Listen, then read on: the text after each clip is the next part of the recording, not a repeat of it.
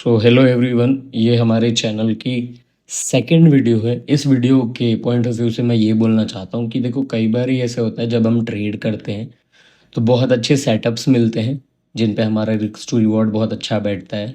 ठीक है। और कई बार ही ऐसा होता है कि हम दो दो दिन तक वेट करते हैं, कोई सेटअप नहीं बनता है।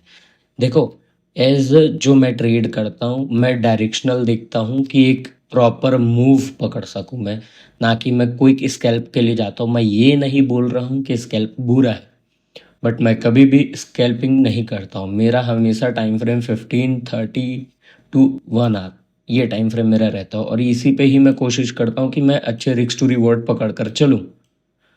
ऑलमोस्ट हर टाइम ऐसे मेरे साथ होता है। तो अभी मैं जो फेस कर रहा हूँ, ये आप सभी भी कभी ना कभी फेस करते होंगे एक ओवर द टाइम पीरियड के बाद में, कि जब आप ट्रेड करते जाते हो ना तो क्या होता है, आप वेट करते हो आपके सेटअप के लिए, लेकिन वो सेटअप आकर के चला जाता है। जैसे मैंने यहाँ पे एक डबल बॉटम पे ट्रेड करने का सोचा था, इसने ब्रेकआउट दिया बट मैं एंट्री नहीं कर पाया समहाउ। देन फिर मेरे मन से लगा कि यार, ये मैं क्या कर रहा हूँ, मेरे को एंट्री लेना था, ये वो ऐसा करके नहीं कर पाया।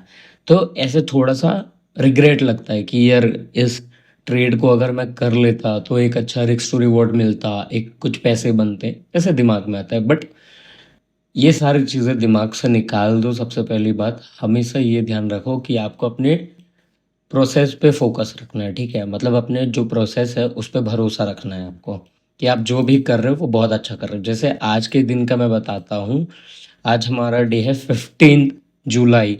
आज के दिन मेरे बहुत सारे सेटअप छूटे। जैसे देखो, ये ब्रेकआउट दिया, यहाँ पे अगर मैं चाहता एंट्री ले सकता था, क्योंकि देखो टाइम फ्रेम मेरा बहुत बड़ा टाइम फ्रेम है। बड़ा, जितना ज़्यादा टाइम फ्रेम बड़ा होता है उतनी ज़्यादा एक्यूरेसी होती है चीज़ों को लेकर के।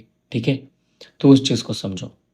अब यहाँ पर इस पे भी मेरा एक ट्रेड बहुत अच्छा छूटा कि ये ब्रेकआउट किया, रीटेस्ट किया, देन फिर एक फेक ब्रेकआउट जैसा दिखाया। जब वापस ये अगर आया तो मैं अगर चाहता इसके ऊपर, तो इसके हाई के ऊपर जैसे इसने ब्रेक किया, तो ब्रेक करने के बाद इसने देखो यहाँ पे रीटेस्ट कर दिया। अगर मैं इसको एक तरीके से देखूँ तो ये बहुत अच्छा एक रिस्क टू रिवॉर्ड है। अगर मैं इसको यहाँ पे, एसएल मेरा छोटा ही होगा ना, ऑफिस बात है, तो अगर मैं इतना भी लेकर जाता हूँ तो फिर भी मेरा बहुत अच्छा रिस्क टू रिवॉर्ड है। ठीक है। तो बट मैंने ये प्लान नहीं किया हुआ था। ये प्लान किया होता तो बिल्कुल ये सारी चीज़ों पे मैं ट्रेड लेता।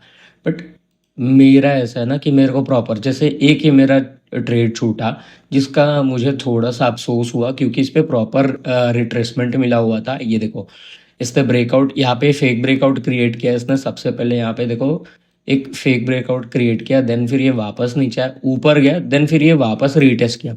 यहाँ पे मुझे कंफर्म तो हो गया था कि मेरी यहाँ पर एंट्री बन सकती है। अगर मैं चाहता यहाँ पे एंट्री लेता, ये मेरी स्टॉप लॉस रखता है इस ट्रेंड लाइन को, तो भी मुझे ये एक अच्छा रिवॉर्ड दे जाता। ठीक है। और ये मूव करेगा, बहुत अच्छा मूव करेगा, क्योंकि एटलीस्ट ये यहाँ तक खींच कर जाएगा, ये वाली एरिया तक, तो मुझे पता है कि ये उतना अच्छा कर जाएगा। ठीक है।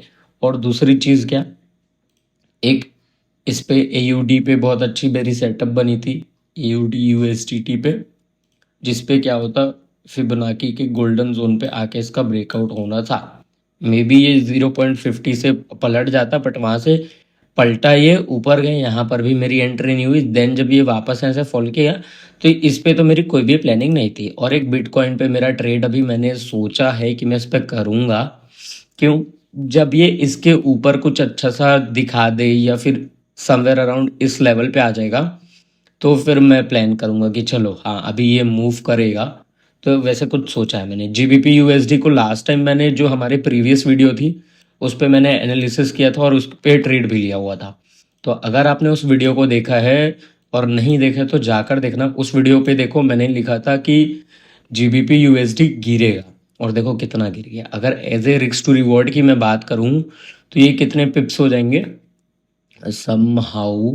अगर मैं इसको यहाँ से पकड़ता हूँ ना, यहाँ से अगर मैं इसको पकड़ता हूँ ना, तो ये देखो कितने पिप्स हो गए, 210, 200 पिप्स हो गए, ऑलमोस्ट 200 पिप्स हो गए। तो ये एक बड़ा रिवॉर्ड है, छोटा मोटा रिवॉर्ड तो है नहीं।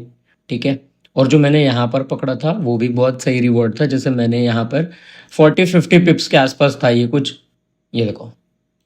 तो आई थिंक ये बहुत अच्छा था। इस पे मेरे 2 ट्रेड मैंने लिए थे, अगर मैं दिखाऊं एक मैंने छोटा लिया था कम टाइम फ्रेम के लिए, लॉट साइज भी मेरा उस पर छोटा था।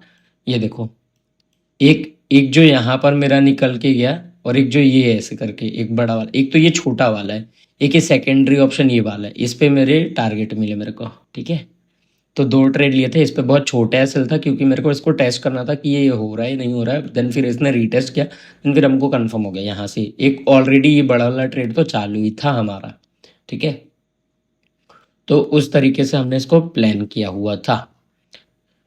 बस मैं यही बोलना चाहूँगा कि अपने ट्रेडिंग को लेकर बहुत ज़्यादा ग्रीडी मत बनो।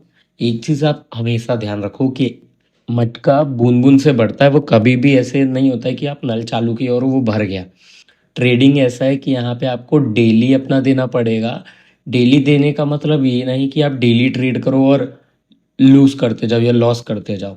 डेली का ये मतलब है जब आपका सेटअप कुछ बन रहा है, जिस सेटअप पे आपको फुल कॉन्फिडेंस एंड आपने मल्टीपल टाइम उस स्ट्रेटजी या सेटअप पे बैक टेस्ट किया हुआ है, देन फिर आप उस स्ट्रेटजी या सेटअप के लिए जा सकते हो, उस पर ट्रेड आंख बंद करके ले सकते हो क्योंकि आपको पता है कि आप उस ट्रेड पे लूज नहीं करोगे।